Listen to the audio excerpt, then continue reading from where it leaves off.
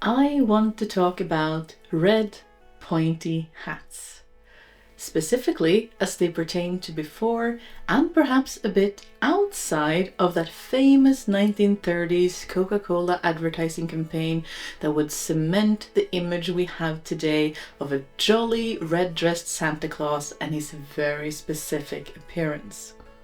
If you ask a Norwegian person what Santa is in Norwegian, there is a big likelihood that they are going to say nissen.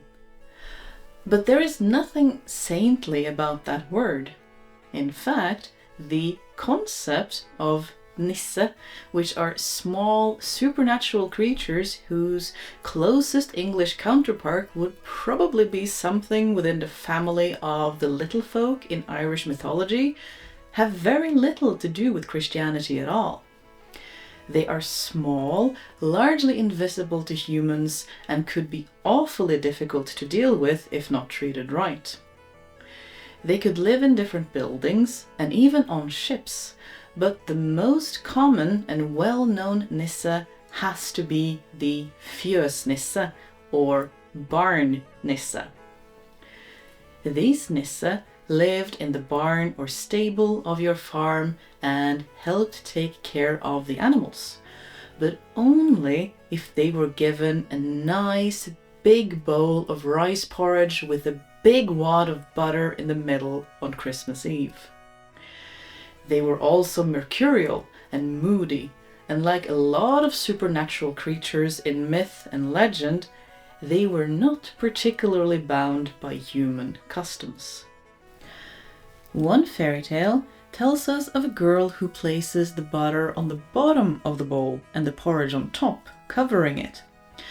The fjøsnisser, upon seeing this and thinking they did not give him any butter, is so mad that he beats their best milking cow to death, only to find the butter right there on the bottom after all.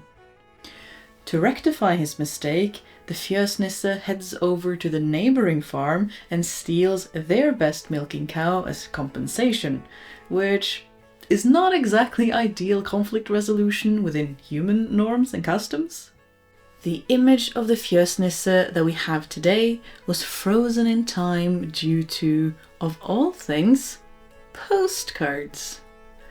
Around the 1800s, as letter writing was taking off, illustrations of Nisser became popular motifs on postcards, along with a national romanticism movement. They were commonly depicted as wiry old men with long beards and described as being no taller than a horse's head.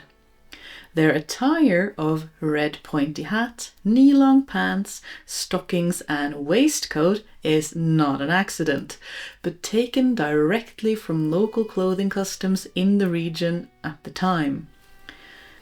And once illustrated, they sort of just stayed that way in the collective subconscious, and the red pointy hat became such an important part of the image that we often just call them nisselue or nisse hats.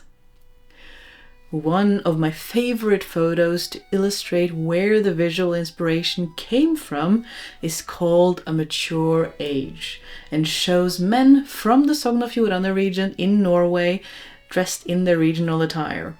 And not a single soul in this image is under 70 years of age.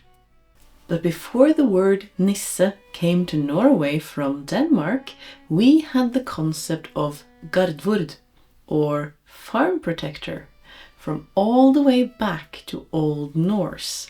And the gardvord is a carryover from ancestral worship, where the gardvord is said to be the first farmer who'd cleared the land for the farm and lives in the ancestral mound where said farmer was buried. Still, the concept of leaving food out for the gardvord is crucial and gives us a hint to the even older inspiration, and that is the ancient Roman household deity of lar familiaris. These spirits, in a very similar way, took care of the health and prosperity of the household they watched over, provided they were given regular sacrifices of food. You couldn't escape your fjøsnisse either. Another fairy tale talks about a farmer who had such a mean and hard-to-please fjøsnisse that he decided to just move. But when he looked up on his cart at all that he was bringing, he saw to his despair that the fjøsnisse throned on top and had no intention of letting him go anywhere without him. In this way, the fjøsnisse became an image of how you can't run away from your problems. But red, pointy hats would become much more than just the attire of a moody protector. Because the quintessential red pointy hat was a clothing custom that stuck for centuries in Northern Europe, while many other regions changed to flat caps and bonnets, it started to be known as something special to the national identity. The red hat also came to be known as something robust and rural, in opposition to the cultural and powerful elite who were significantly more influenced by the fashions of London and Paris. When World War II rolled around and Norway got occupied by enemy forces, many took to wearing red knitted hats as a sign of defiance. This became such a popular way for people to show their unhappiness with the occupying forces that we have instances, such as in Trondheim, where the wearing of red hats became illegal as it was seen as willful disobedience and demonstration. Which, it was. This rural, quintessential stereotype could also be drawn too far though, and in some places we have the expression that someone pulled their Nisse hat thoroughly down over their ears, if we mean to say that they are not willing to listen to new ideas.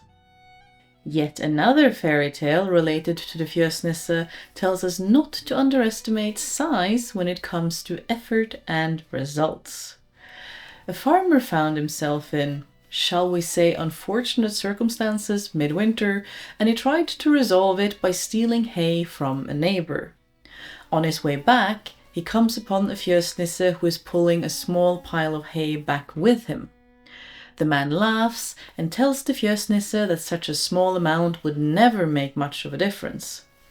This, of course, made the little fjøsnisse very angry, and when the farmer got up the next day, he found his stores of hay not just almost, but completely empty. The fjøsnisse had taken every single piece back to the neighboring farm during the night. Last, I thought I would just mention the small myth in some places that the red hat of a fjøsnisse was actually grey on the inside. And if you put it on inside out, you would become invisible.